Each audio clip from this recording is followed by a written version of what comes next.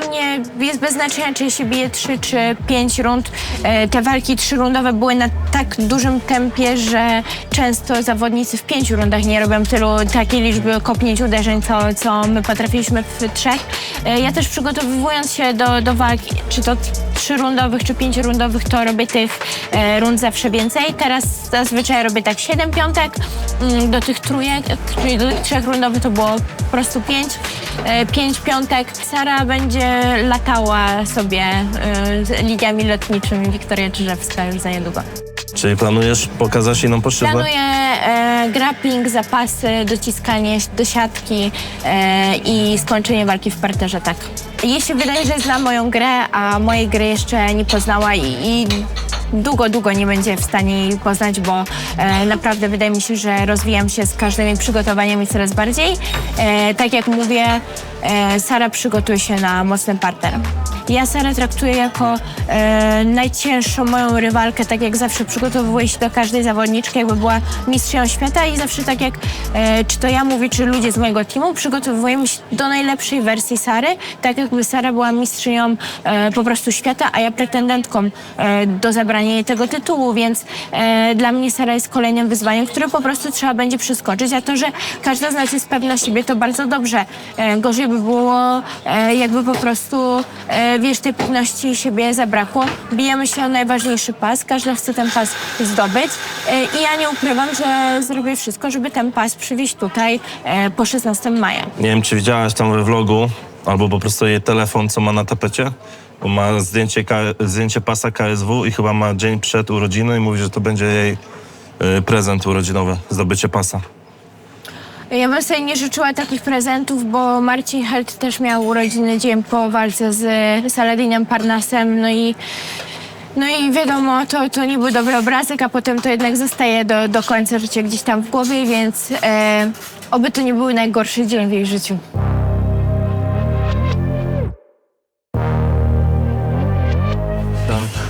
Tutaj mój ulubiony właściciel, którego z Michałem bardzo często jemy i przygotowuje się i robi takie fajne steki, żeby moi zawodnicy Adnoxa byli na galach KSW najlepiej, nie? Tak jest, zgadza się. I zgadza się. Dobrze, że jest taka sytuacja i jesteśmy z pozycji underdoga. Przede wszystkim Michał jest z pozycji underdoga, bo nie ma żadnej presji. Zresztą on nie ma presji. Wiesz, ja widzę, znam go i ten czas, który teraz spędzam z nim przed tą walką, no jego tak zmotywowanego i jego przede wszystkim tak pewnego siebie nie widziałem dawno. To jest też chyba coś, co daje mu wielką siłę. Motywację i siłę to już mu daje córeczka jego, bo do tego czasu też przychodzą te wygrane, zmiana kategorii wagowej, cała ta sytuacja wokół niego. Do tego, wiesz, no, Michał ma argumenty wszystkie, w których jest w stanie pokonać Piotra Kubelskiego i to jest 100%. Ja w to wierzę, jestem tego pewny. Zaskoczy wszystkich i zaskoczy przede wszystkim świat polskiego MMA, bo wszyscy spisują go na stratę. Ja w niego wierzę i wierzę, że będzie mistrzem tej federacji. Ja jestem gotowy na tą walkę. Zrobiłem wszystko, co mogłem zrobić, nawet jeszcze trochę więcej. Mental mam, zdrowie mam. Wszystko jest gra naprawdę tak, jak ma być. Do stracenia nie mam nic, to Piotrek się musi martwić, bo jego już zostawiałem na koniec roku. Wiem, że muszę zostawić całego siebie w tej walce, wszystko, co będę miał i tylko na tym się skupiam. Wszyscy w tej wadze są teraz w tym topie mocni. Każdy ma inny styl, ale uważam, że Piotrek jest jednym z najmocniejszych gości w 84 w Polsce w tej chwili. Piotr na pewno nie miał jeszcze takiego mocnego starcia, jak ma teraz z Michałem Michalskim. Jedynym zawodnikiem, który tego, to było tak naprawdę na wejście Kubelskiego, bo którego też tą walkę załatwiałem z Leśko, ale wtedy to nie był Bartek Leśko, który jest teraz, tak? Michał też pokonał Leśko przed czasem i zrobił to zdecydowanie szybciej, niż to zrobił Piotr Kubelski. Poczekajcie, naprawdę, moi kochani, poczekajcie do 16 sierpnia, bo zdziwicie się, a ja w to wierzę. Słuchajcie, nie wiem, czy zauważyliście, ale wszyscy zawodnicy, którzy ze mną walczyli w KSW, to później w następnych wszystkich walkach dostawali w pierdy. Ja mam taką teorię, że po prostu mam taką częstotliwość ciosów, bo ja nie mam nokautującego ciosu, ale w tych walkach z 500 ciosów przyjmie ten przeciwnik. Ja tak rozbijam tych przeciwników po prostu, że oni później już nie wracają do siebie, do tego stanu pierwotnego, że tak powiem. Więc uważam, że już takich, że tak powiem, nakruszyłem, że później mają gorszą tą głowę. Tak uważam. Czyli ogólnie Kubelski efektownie wygrywa dzięki tobie. No tak, ja stworzyłem Piotrka. Bo ich nakruszyłem, tak jak Kung Fu Panda otwierał słoiczek. Sorry, Piotrek. No ale tak trochę jest, no. Ale jest jedno ale. Jakie? Bo ty nie rozbiłeś Michalskiego.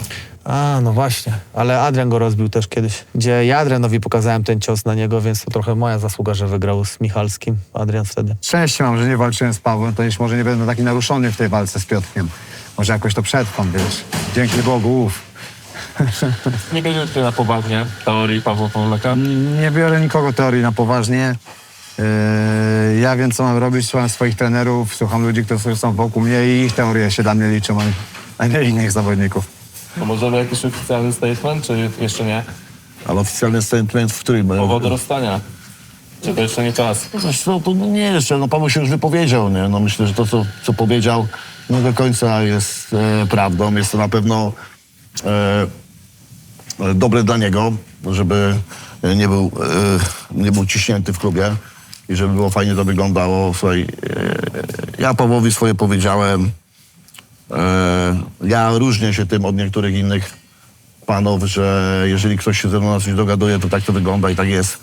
Więc zamykam ten temat, a czy tam będziecie chcieli, to pytajcie Pawła. Ja bardzo chętnie zawsze odpowiem, ale najlepiej by było, jakby był koło mnie, bo wtedy będzie łatwiej patrzeć komuś prosto w oczy i niech wtedy powie to samo, co powiedział, powie komuś innemu, bo to jest zupełnie dwie strony medalu. Ja zawsze zauważyłem to, że za plecami ludzie mówią różne rzeczy, albo jak nie ma możliwości konfrontacji, a jak jesteśmy razem, to zawsze możemy to powiedzieć tego. Więc możemy nieraz usiąść i porozmawiać, ale tak poważnie, słuchajcie, no czas płynie, tak? Jedni przychodzą, jedni odchodzą. Ja tutaj będę, zbuduję jeszcze wielu zawodników. Oczywiście te sytuacje bolą i już nawet z każdym dniem, z każdym kolejnym rozstaniem coraz mniej, no bo taki jest stan rzeczy, tak? Ja uważam, że to, co robię dobrze, czego przykładem jest wielu innych zawodników i czego przykładem jest też sam Paweł Pawlak, no bo tak naprawdę do tej walki to on jeszcze był tak nadal moim zawodnikiem. Nie lubisz fleszy i tłumu. To jak sobie poradzisz, jak to będziesz walczył? Wiesz, na to jestem gotowy. Jestem gotowy na takie rzeczy, aczkolwiek Zatrudniliśmy PR-owca od jednego pana, o którym dzisiaj rozmawialiśmy. wiesz, czy jestem na to gotowy, a kwestia, czy to lubię, czy nie lubię, no to jest zupełnie inna. Ja wiesz, ja wolę ciszę, ja wolę naturę, lubię spokój. Tam, gdzie jest dużo ludzi, krzyczy, tłok, dużo się dzieje. Wiadomo, trzeba to przeżyć, trzeba z tym być, ale to nie jest coś, że ja się turbo super odnajduję i to kocham. Wolę na przykład iść sobie sam w góry, niż chodzić i podpisywać autografy i świecić, wiesz, w gronie ludzi.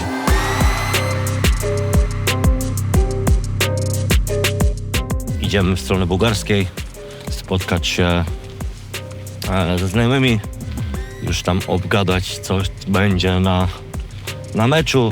Gdzieś tam mamy wyjść do gniazda, mamy zostać przywitani. Ja i Aleksander Winiarski, który też będzie się bić na tej samej gali w Kaliszu z Dawidem Kasperskim. No później pewnie będziemy oglądać sobie mecz. Mnie jak zawsze interesuje oprawa, to co się dzieje. Ja jestem tylko takim, nazwijmy to, niedzielnym kibicem, który przyjdzie sobie czasami z racji tego, że mieszkam dosłownie niedaleko. Czasami właśnie w ramach takiego kibicowania, ale też właśnie od skoczni, od sportu, walki, być tam, poczuć tę atmosferę. Generalnie takiego dużego eventu jest coś fajnego. Znajdujemy się na ulicy Bułgarskiej, czyli Enea Stadion. Jak wiemy, dzisiaj najważniejszy mecz, można powiedzieć, w Polsce, czyli Lech kontra Legia. Ludzi już jest coraz więcej, komplety biletów sprzedanych. Idziemy. Zawodnik kategorii półcięższej Aleksander Winiarski, zawodnik kategorii średniej Piotrek Kuberski. Witam. Witamy. Teraz widzicie, kto jest bardziej przygotowany. Tak, dzisiaj najważniejszy mecz chyba El Clasico polskie. El Clasico polskie, czyli Polska kontra Legia. Wiadomo, za kim jesteśmy, komu kibicujemy. Nie mogę się już doczekać, formę mam życiową, także odliczamy. Jest dobrze. Dodamy też, że za obaj bijemy się z zawodnikami tak naprawdę z Wrocławia. Michał Michalski reprezentuje, tak samo jak i Dawid reprezentuje Samuraj Gym z Wrocławia, więc też takie trochę Także mały dzisiaj Poznań, Warszawa, a 16 maja Poznań, Wrocław.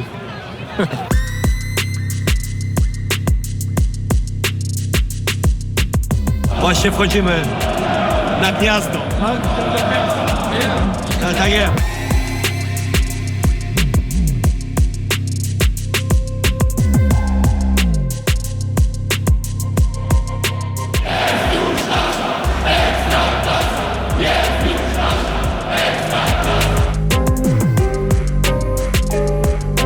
Słuchajcie, są ze mną zawodnicy KSW, nasze ziomki, słuchajcie, Piotr Kubelski, Aleksander Winiarski, słuchajcie, nasze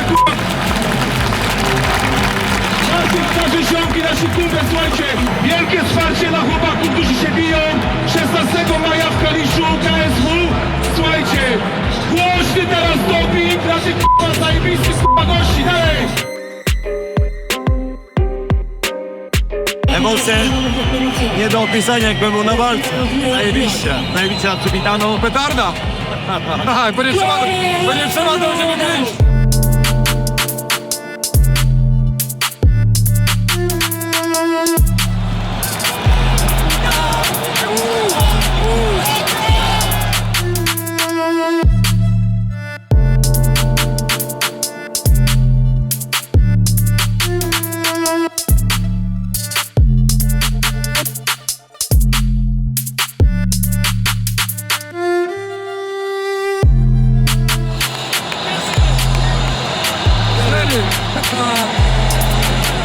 Tutaj nie trzeba nic komentować. To, co się dzieje na trybunach, przy takim meczu jak ten dzisiejszy, to ciary na całym ciele.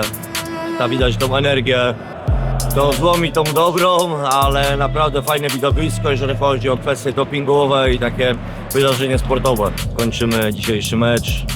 Kończy się 4-0. Fajnie coś takiego oglądać, gdzieś z zewnątrz patrzeć i dopingować.